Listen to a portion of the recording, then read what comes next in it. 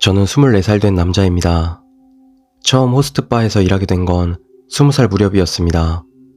일단 사회에 나오긴 했지만 고작 전문학교 1년 다닌 것 가지고 제대로 된 직장을 구하기는 쉽지 않았습니다. 어쩔 수 없이 찾아낸 일이 가부키초의 호스트바였습니다. 호스트라고 하면 듣기에는 왠지 엄청 잘생긴 사람이나 할 것 같은 이미지입니다. 하지만 직접 뛰어들자 그것도 또 달라서 나 같은 사람도 어떻게 그럭저럭 해나갈 수 있는 일이었습니다. 역 앞을 지나가는 여자들에게 호객행위를 해 가게 안으로 내려 들어왔습니다. 업계에서는 소위 캐치라고 부르는 작업으로 대개 신참들이 손님을 잡아오는 방식이었습니다. 어느 정도 자리를 잡은 호스트는 굳이 캐치하러 나가지도 않아요. 신참이 몰아온 손님을 자기가 끌어가면 되니 가게 안에만 붙어 있는 겁니다. 그리고 이상한 사건이 일어난 건 일을 시작하고 2년 정도 지났을 무렵이었습니다. 나도 어느 정도 호스트로서 자리를 잡아 가게 매출 상위권에도 들어가고 있었습니다. 어느 날 우연히 손님이 한 명도 안 잡힌 날이 있었습니다. 그날따라 가게에 손님도 없어 멍하니 앉아있자니 사장 눈치가 보였습니다.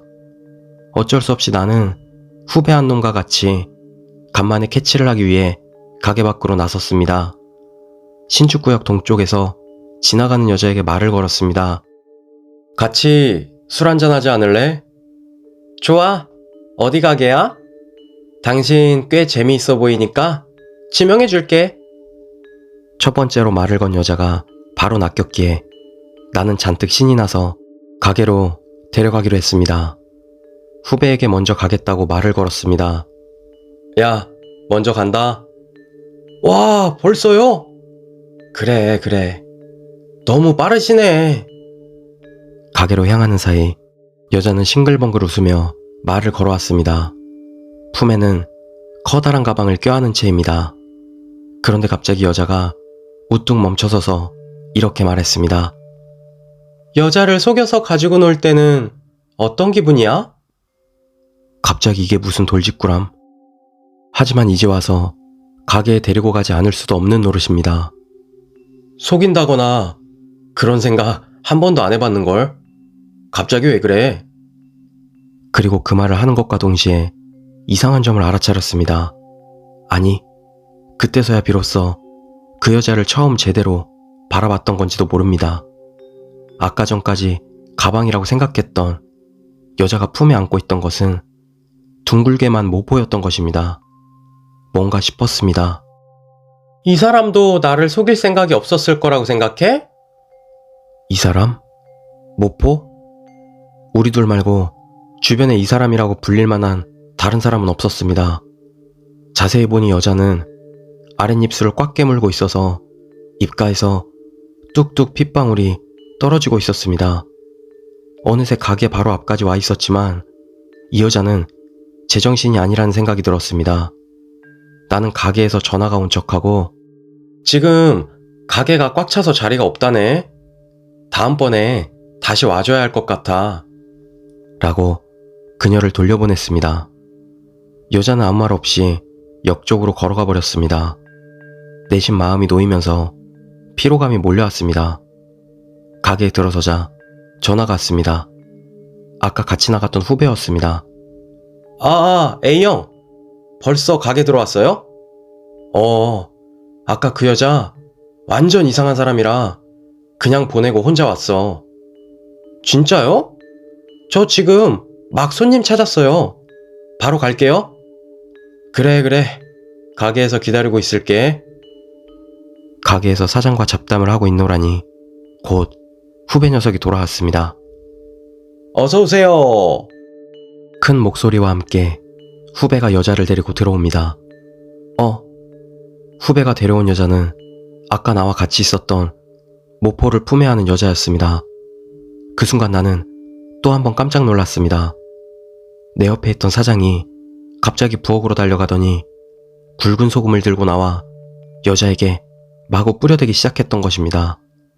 후배와 나는 도대체 뭐가 뭔지 영문을 몰라 옆에서 그저 서 있을 뿐이었습니다. 여자는 괴성을 지르며 가게 안을 뛰어다니다 눈 깜짝할 사이 사라지고 말았습니다. 나와 후배는 경악해서 소리를 질렀습니다.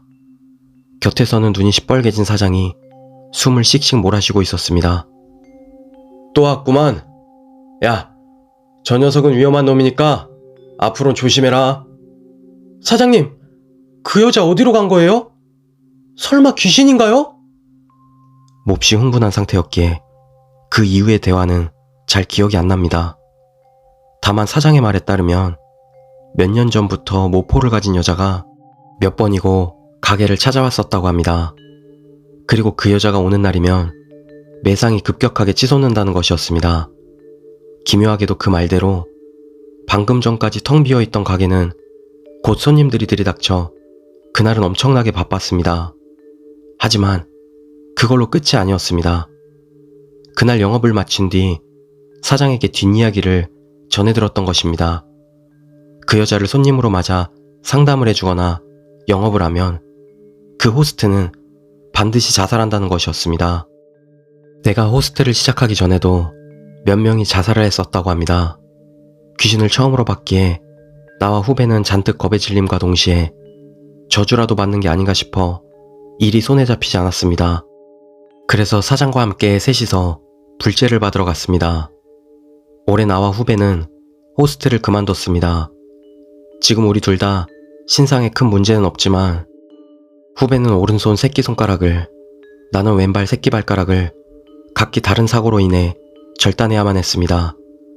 후배는 호스트를 그만두고 공사장에서 노가다를 뛰다 철근에 손이 끼어서 그런 것이고, 나는 오토바이를 타다 굴러서 도랑에 발이 끼어 생긴 사고였습니다. 사고 당시에는 몰랐지만 나중에 와서 생각해보니 뭔가 섬뜩한 겁니다. 우연이라는 생각은 들지 않습니다. 지금 와서 생각해보면 그 모포 안에는 수많은 호스트들의 새끼손가락, 새끼발가락이 들어있던 건 아니었을까요? 옛날 화류계에서는 자기 새끼손가락이나 발가락을 잘라 상대에게 주는 걸 사랑의 증표로 삼았었다고 합니다. 그 여자는 자신을 속이지 않고 진정한 사랑을 자신에게 맹세할 남자를 찾고 있었던 것인지도 모릅니다. 만약 지금 가부키초에서 호스트로 일하고 있는 사람이 있다면 부디 하얀 원피스를 입고 모포를 들고 있는 여자에게는 말을 걸지 않기를 바랍니다.